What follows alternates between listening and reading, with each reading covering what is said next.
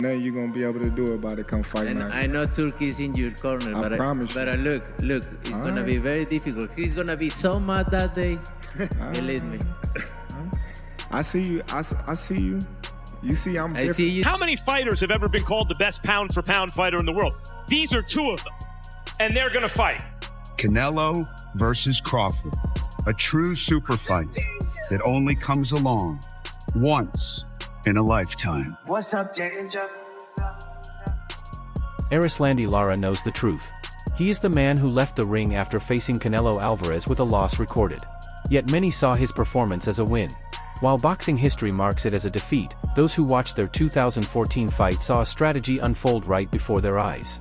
This was a guide on how to take apart Canelo. En el ring fue muy inteligente, nunca lo dejó ahora en la corta distancia, en la media distancia y lo mío fácilmente pudiera darme. In regards to the Canelo fight, seeing his performance against Vivo and knowing that you've been known for your boxing ability, would you give Canelo a rematch if that was would you be looking for a rematch if that was a possibility? And would you be interested in fighting Vivo in the near future? Last question. No, me gustaría una revancha con Canelo. Vivo, yo no voy a hacer la locura que hizo Canelo. Vivo es un boxeador demasiado alto, demasiado grande y fuerte, inteligente. Y creo que me gusta. Now, Lara has made a surprising prediction. This isn't just another commentator's view. It's a message from the past. Lara's insight could reveal the biggest falsehood in modern boxing. In July 2014, Canelo Alvarez entered the ring with Erislandy Lara. On paper, this was another step in Canelo's journey to greatness. However, what happened over 12 rounds was not a coronation. It was a challenge that Canelo seemed unable to overcome. Lara didn't engage in a brawl.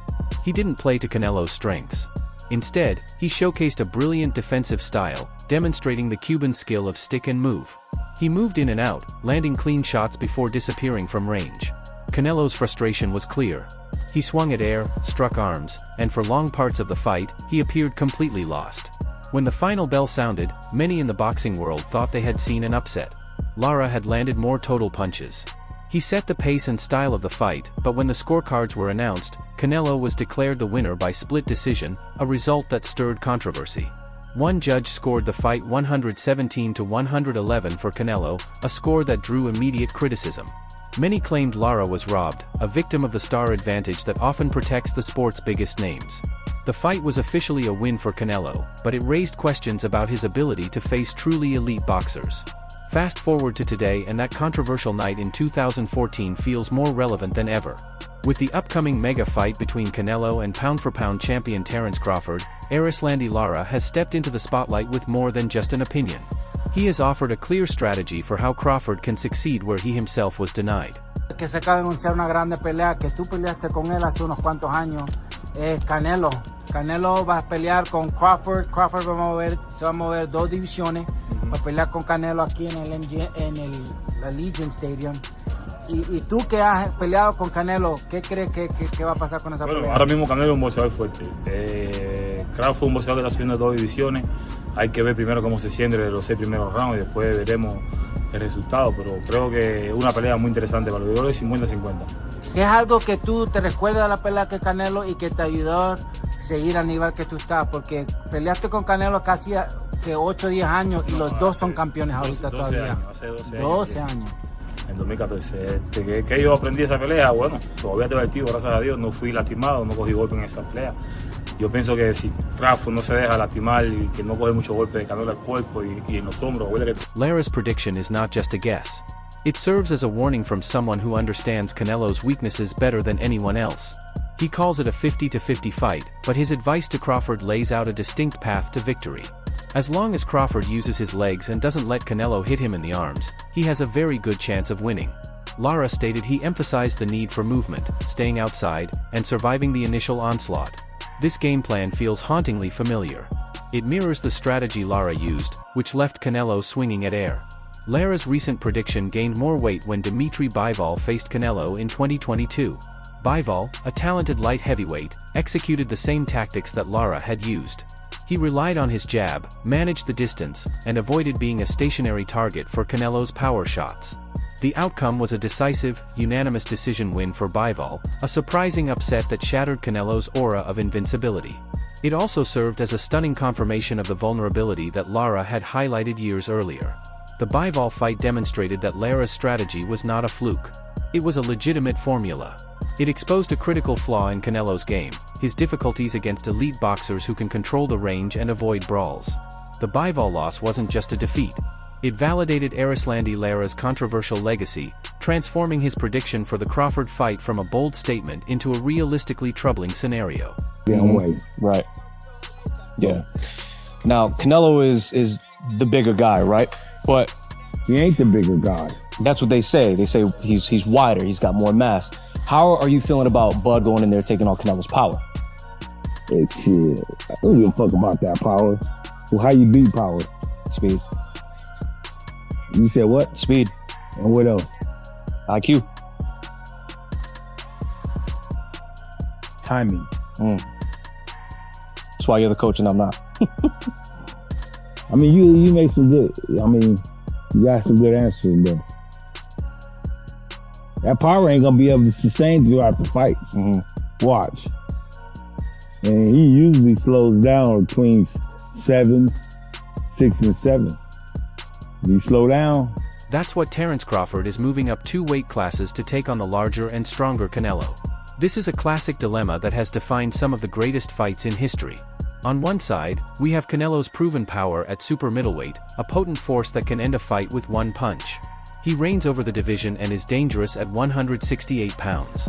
Praised for his skill and adaptability, many consider him the best boxer in the world regardless of weight. The boxing community is alive with debate. Will Canelo's size and power overwhelm Crawford? Or will Crawford's speed, movement, and ring intelligence neutralize the bigger man just as Lara and Bivol did?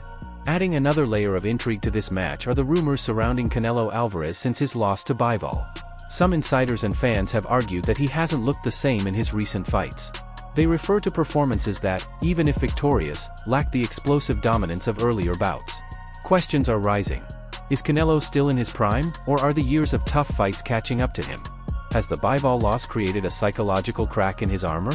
These speculations can boost an opponent's confidence and create doubt about a champion. For a fighter like Crawford, who thrives on exploiting any sign of weakness, these whispers could be the first indication that the seemingly unbeatable king is more vulnerable than ever. Beyond the physical and tactical challenges, Crawford may also need to confront the troubling issue of controversial judging that has followed Canelo throughout his career. The Lara fight was not an isolated incident. Several of Canelo's biggest fights have drawn questionable scorecards favoring the Mexican superstar. This situation, often referred to as star privilege, suggests that the sport's biggest draw will generally receive the benefit of the doubt in close contests. This increases the pressure on his opponents, who often feel they must secure a knockout for a victory. Will Crawford be battling not just Canelo, but the judges as well? It's a dark cloud that hovers over every Canelo fight, adding a dramatic and conspiratorial edge to his showdown with Crawford. He already know what the play was already. He already know he gonna win the fight. Canelo actually won a round where he threw 4 punches and didn't land nothing, and they gave the man the round. Man didn't do nothing. And then you got that fool Sergio Mora sitting there capping, non-stop capping, come out all weaving skull is running. For Terence Crawford, this fight represents more than just another title defense. It is a moment of destiny for him, a chance to achieve something legendary. By moving up to challenge for the undisputed super middleweight title, Crawford aims to become the first male boxer in the 4-belt era to be undisputed in 3 different weight classes. The risk is significant, but the reward is eternal. The Canelo fight is Crawford's Mount Everest, the ultimate test of his skill, courage, and determination to become great. As the boxing world anticipates this super fight, the prediction from one of Canelo's most controversial opponents looms large. Erislandy Lara's words are more than just trash talk. They form a roadmap based on his experience and validated by Canelo's recent loss. The question is no longer whether Canelo can be beaten, but whether Terence Crawford is the fighter who can do it. Can he follow the Cuban's code, leveraging his superior skills to overcome the size and strength of a modern-day king? Or will he join the list of Canelo's victims, just another name in the champion's legendary record? The answer lies in a controversial past and a future that could reshape boxing for years to come. What if the biggest upset in modern boxing has already been predicted and we simply weren't paying attention?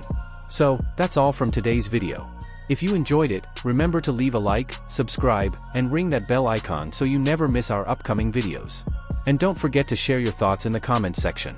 Stay tuned, and we will catch you in the next video.